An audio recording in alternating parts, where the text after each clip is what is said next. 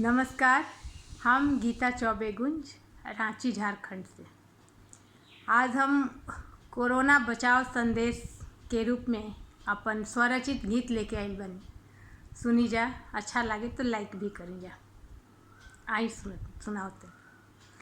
बन के रही के मड़िया हो रामा, तबे कुशल रही। बन के रही के मड़िया हो रामा, तबे कुशल रही।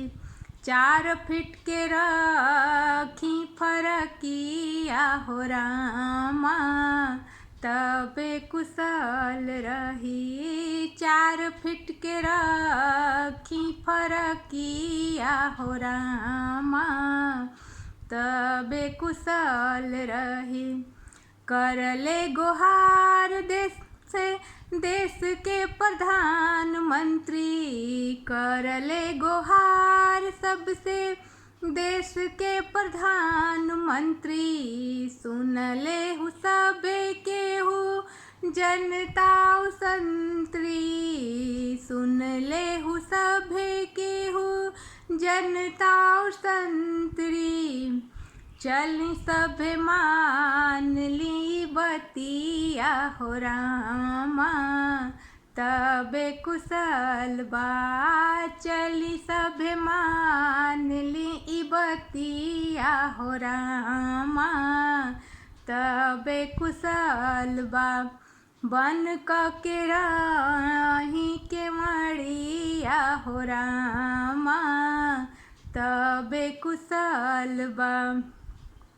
बहुते जरूरी होखे तबे रउआ बहरी जाई, बहुते जरूरी होखे तबे रउआ बहरी जाई। बहरी से आके फेनु साबुन से हाथ धोई, मुहवा प बांधी रुमलिया रामा, तबे कुशल बा। मुहवा प बांधी रुमलिया रामा, तबे कुशल बा। बन के रही के मड़िया रामा, तबे कुशल बा।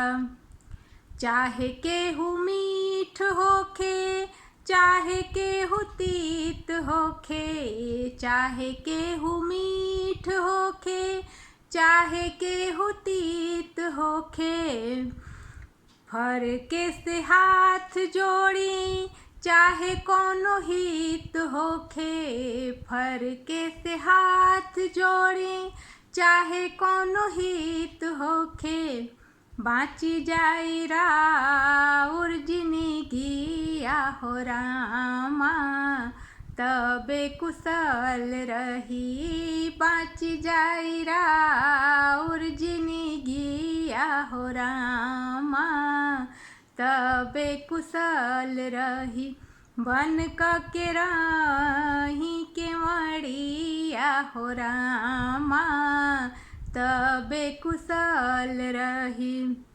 कुछ दिन के बात बड़ुए बाकी सब ठीक होई, कुछ दिन के बात बड़ुए फेनु सब ठीक होई।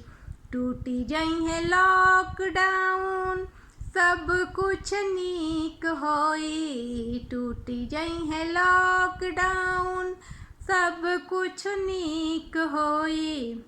खुल जइहे फेनु से रहतिया रामा, तबे कुशल रही। खुल जइहे फेनु से रहतिया रामा, तबे कुशल रही। बन के रही के मड़िया रामा, तबे कुशल रही। 4 फीट के रखी फरकिया रामा, तबे कुशल रही। धन्यवाद।